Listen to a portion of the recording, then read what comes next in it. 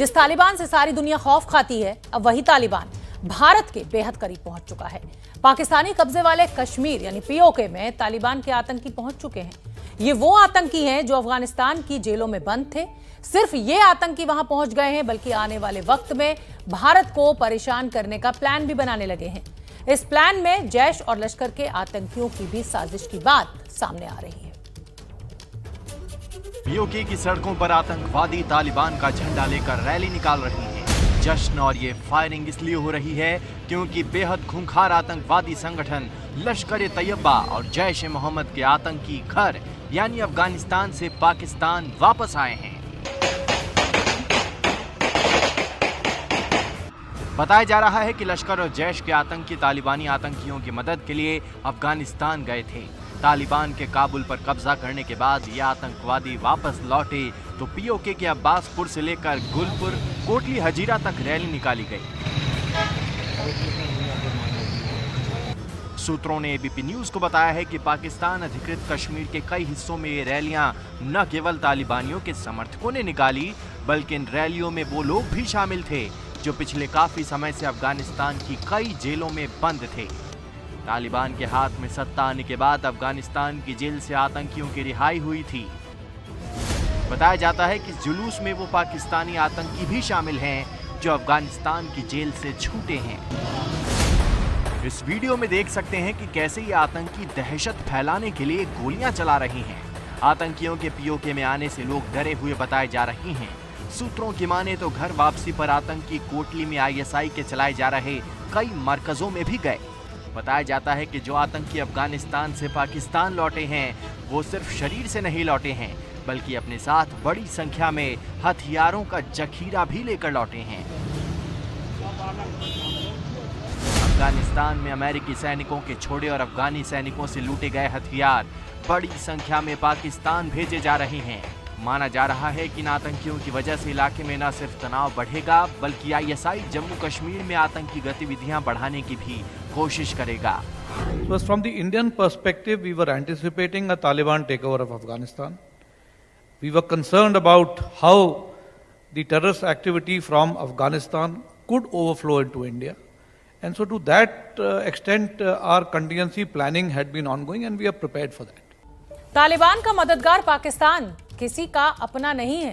अपने सबसे बड़े दोस्त चीन के खिलाफ भी अब वो साजिश रच रहा है, लेकिन इस साजिश में वो भारत को मोहरा बनाने की फिराक में है। पाकिस्तान की ये नई साजिश है उसकी धरती पर मौजूद चीनी नागरिकों पर हमले करवाना और इस हमले की आड़ में चीन से पैसे ऐंठना।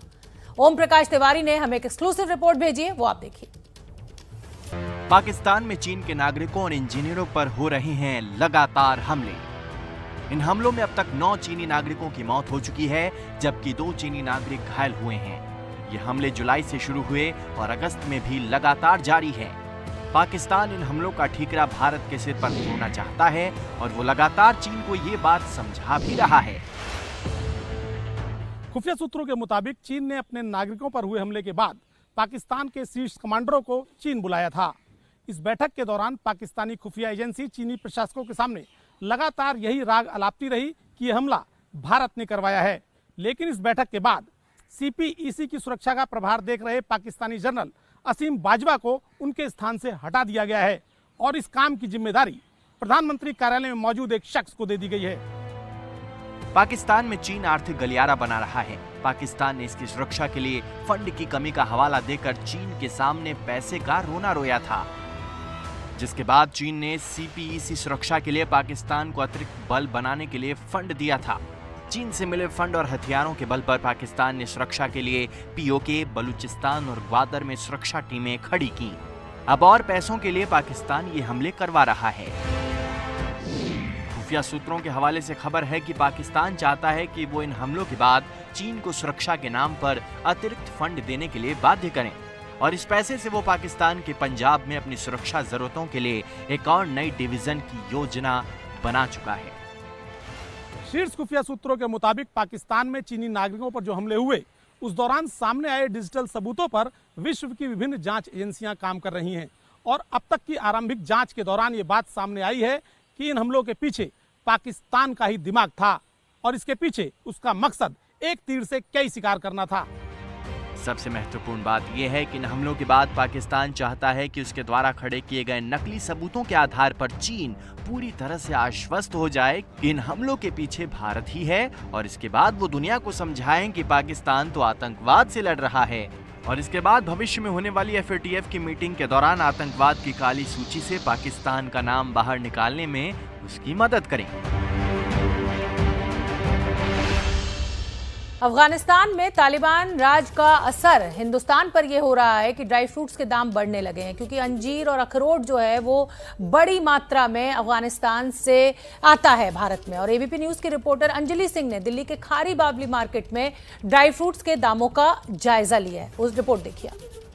पाकिस्तान के मौजूदा हालात का असर व्यापार पर भी पड़ रहा है और कहीं ना कहीं वो तमाम चीज़ें जो अफगानिस्तान से आयात की जाती हैं उनके दामों में भी फ़र्क देखने को मिल रहा है। इस समय खारी बावली बाज़ार में हम मौजूद हैं, जहां पर बड़े पैमाने पर ड्राई फ्रूट्स का काम होता है और काफ़ी ड्राई फ्रूट्स अफगानिस्तान से आते हैं, चाहे हम बात करें मुनक्का की या फिर अंजीर, इसके अलावा बादाम, पिस्ता, ऐसी कई चीज़ें हैं जो अफ़गानिस्तान के अलग अलग इलाकों से आती हैं। और इनके दामों पर क्या असर पड़ा है और क्या जब से वहाँ पे हालात बिगड़े हैं तो दाम ज़्यादा बढ़े हैं। हमारे साथ जो ड्राई फ्रूट के होलसेलर और रिटेलर व्यापारी हैं पंकज जी, वो अभी मौजूद हैं और उनसे पूछते हैं। पंकज जी, अभी जब से अफ़गानिस्तान में सिचुएशन ख़राब हुई है उसके बाद से कुछ फ़र्क आ रहा है दामों पे या कुछ आयात में दिक्कत हो रही है? आयात में तो दिक्कत है ही है, but around 10 to 20% prices are increased. जितने भी ऑल ओवर प्रोडक्ट्स हैं अफगानिस्तान के 10 to 20% इंक्रीज हो चुका है अभी तक। मतलब कौन कौन से प्रोडक्ट हैं और करीब कितना रेट बढ़ा होगा? जैसे मान लीजिए आलमंड्स हैं, अंजीर है, मुनक्का है, पिस्ता है, जो भी उसके प्रोडक्ट्स हैं वो फ़र्क तो पड़ेगा ही मैम। ये आपका ये बादाम जो गुरबंदी गिरी होता है, गुरबंदी गिरी है ये अफगानिस्तान का आता है। इसका दाम पहले कितना हुआ करता था? अभी कितने में? पहले ये जो था तकरीबन 720 760 होता था, अभी 860 हो गया है। जी, प्राइसिंग पीछे से बढ़ चुके हैं, बट हमने नहीं बढ़ाए हैं। जो हमारे पास पुराने अभी स्टॉक्स जो हैं, अगर नया इंपोर्ट करेंगे, पीछे से प्रोडक्ट्स नहीं आ रहे हैं, लोगों ने तो बढ़ा दिए बट हमने अभी वो बढ़ाए नहीं हैं। प्राइसेस वही हैं, नॉमिनल प्राइस रखे हुए हैं एज़ फॉर द अपना reputation and the customer take care. अभी भी हमारे प्राइसेस पुराने ही रखे हुए हैं। अच्छा, जैसे अंजीर वहाँ से काफ़ी तादाद में आता है, तो उसके दाम पर भी फ़र्क आया? तो वही 10 to 20% सब में, किसी में 10% है, किसी में 5% है, इंक्रीज़ तो है ही है, बट वो कितना है एग्जैक्ट थोड़ा बहुत फ़र्क आता रहेगा सब में। क्या क्या मेन चीज़ें आप लोग जो वहाँ से आती हैं, जैसे काबुल से क्या क्या मेन आता है? जैसे आपका मेन जो है बादाम गिरी है, पिस्ता है, अंजीर है, एवरीथिंग इज़ मेन। जो वहाँ से आ रही है प्रोडक्ट्स जितने भी हैं वो सारे ही आ रहे हैं, बट अभी जब तक क्लियर नहीं होता, तो बाय एयर तो सब बंद हो गया है। अब बाय ट्रांजिट में जो आएगा जो बाय बागा बॉर्डर से आता है ट्रांजिट से, दैट इज़ देयर। अब ये नहीं मालूम कब स्टार्ट होगा और कब आने का स्टार्टिंग होगा। अभी आगे आने वाले दिन में फ़िलहाल कोई राहत मिलती या दाम में कुछ कमी आती हुई दिखाई दे रही है आप लोग? अभी तो नहीं लग रहा मैम, जब तक खुल नहीं जाता, एवरीथिंग सेटल नहीं हो जाता, क्योंकि पीछे से ही कुछ नहीं आ रहा तो क्या करेंगे उसमें। जो ऑन द वे हैं वो भी रुके हुए हैं, जो यहाँ पे पहुँच रहे हैं बाय रोड, वो ड्यू टू सिक्योरिटी रीजंस वो भी सारे प्रोडक्ट्स ख़राब हो रहे हैं।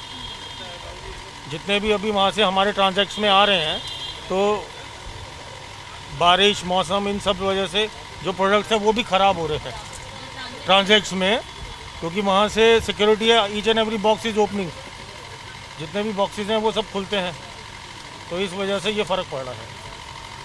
यहाँ पर ये तमाम ड्राई फ्रूट्स हैं और काफ़ी तादाद में जो ड्राई फ्रूट्स हैं वो अफ़गानिस्तान से आते हैं, जिसका असर कहीं ना कहीं अब व्यापार पर भी देखने को मिल रहा है और दाम जो हैं वो धीरे धीरे करके बढ़ने भी शुरू हो गए हैं। सर, अपना कुछ अभी जैसा अफ़गानिस्तान में सिचुएशन है तो दाम पर कुछ फ़र्क आ रहा है?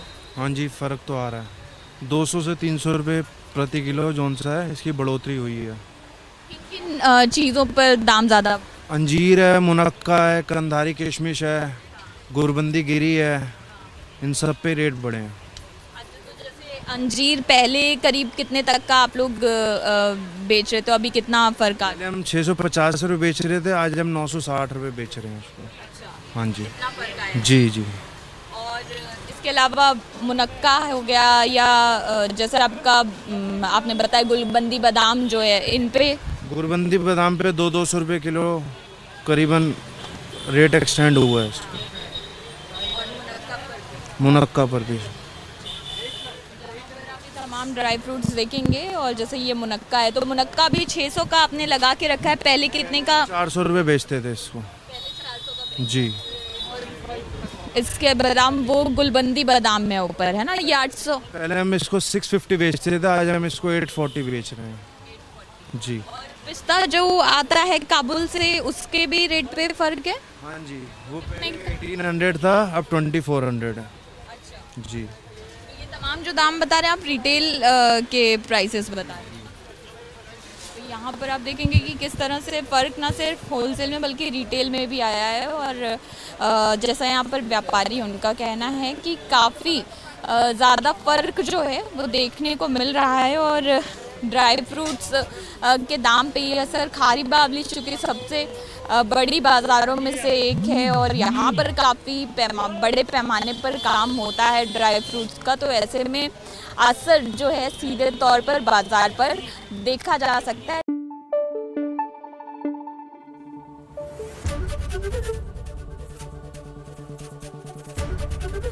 एबीपी न्यूज़ आपको रखे आगे।